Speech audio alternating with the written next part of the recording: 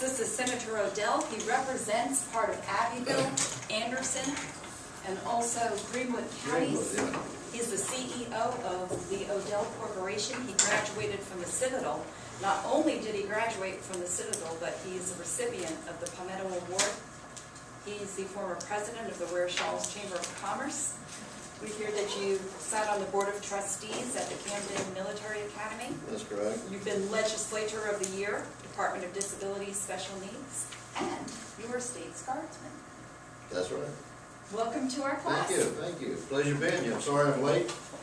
I had a little problem finding Dutch Fort. I've never been here before, so I've been riding around with the post office, and they couldn't print me out directions. And so I finally got to your District 5 headquarters, and they were able to get me steered in the right direction. I don't know where to begin. Did you want to ask questions, or do you want me to discuss some of the things that we've been doing, or? Sure. Maybe give a 5-minute background about how you got into politics. Sure, we see sure. that you served for quite a period of time, which is impressive, and you have a lot of prestigious accomplishments. Well, thank you. The reason when I first began in politics, I served on a school board, a local school board. And my reasoning for doing that was because my children were in school, and I wanted to be part of what was going on in the school system. And I served on that board for 6 years, and ran for a position on my college board, the Central Board of Trustees, and was fortunate enough to be elected, and served there for 6 or 7 years. And in the process of that process, I had to go to the legislature and to be elected to the Central Board. So I met a lot of people there and could see what they were doing, and I said, well, you know, this is very interesting. Since I'm a business person, I think I might like to serve in the legislature in order to try to promote business issues. And I ran for the Senate, and was fortunate enough again to be elected, and have been there ever since. And my most important thing that I try to do is to promote business issues, because we have so many regulations. It's very difficult for businesses in this state or in the United States to compete with the competition that we are looking at now.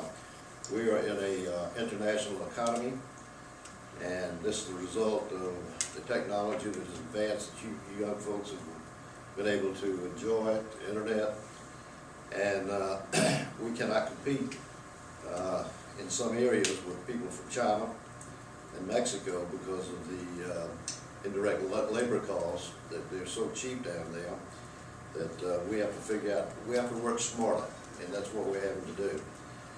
And as you know, the textile industry in our state, which is the area that I'm from, is pretty well depleted. And what we're trying to do now is just find niche markets where we can compete.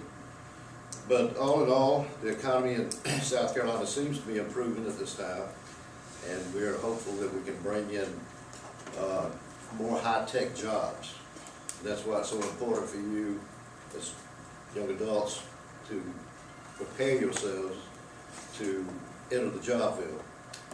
And what people are looking for is people with computer skills and people that want to work, that are out there not just to be there for a day, but to be there for years. And that's important in the business community. I can tell you a little bit about what we've been doing this session, which began in January. We come back the second Tuesday in January, and we're here Tuesday, Wednesdays, and Thursdays. And then we leave the first Thursday in June. So we're in Columbia for about 5 months out of the year, for 3 days a week. And during that period, there are many new laws that would be changed or amended, or new laws put on the books. So normally in a regular session, you'll probably have anywhere from 400 to 500 different laws that are proposed. That doesn't mean they're all going to pass, but it means that you're going to have to take up the time to understand what the laws are pertaining to, and how you will be able to, how that will affect people in your district. So it's a right challenging position at times, just to figure out exactly how you want to vote on an issue. And there are never really any simple yes or no votes. Most of them are complicated. Legislation is amended.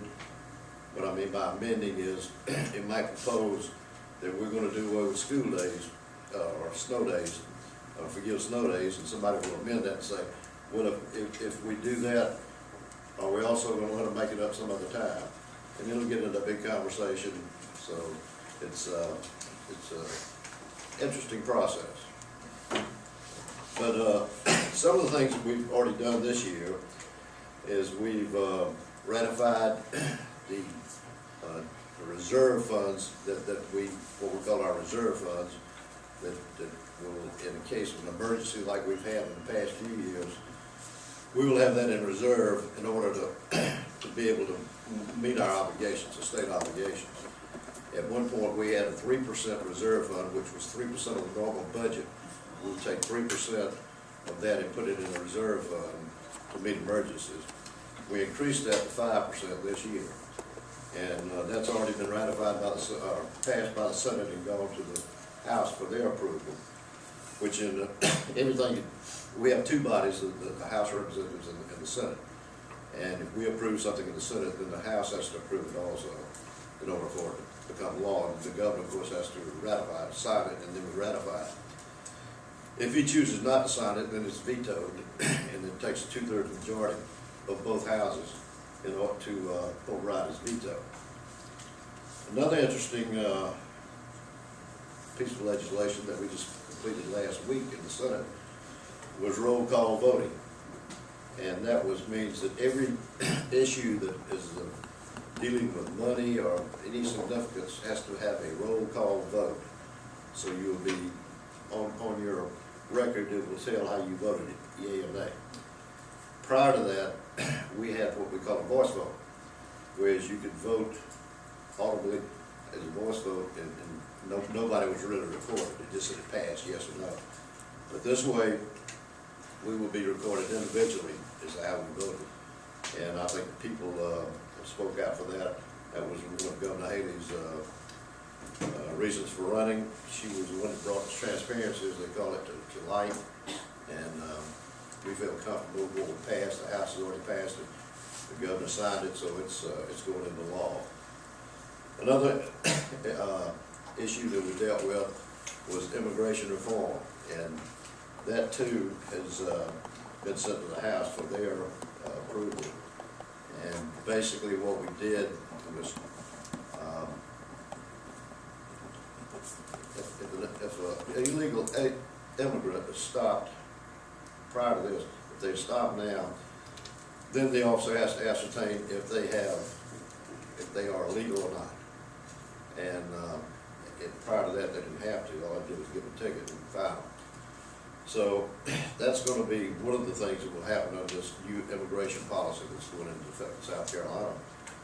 And I don't know that the laws that we had on the book, which was that if someone goes to get a job now, no matter who you are, you've got to be what they call E-Verified, which will tell you that whether you are an American citizen or if you're not, if you're a resident alien, then you can get the job. If you're illegal, you can't get a job, and that's caused a lot of immigrants that were here to leave the state.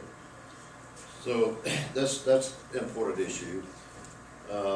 We also had the 72-hour budget rule in the Senate, which means that we have got to have that on the desk or in your possession for 72 hours before it can be called for a vote. And that's during the budget process, which gets really, really demanding, because there are so many calls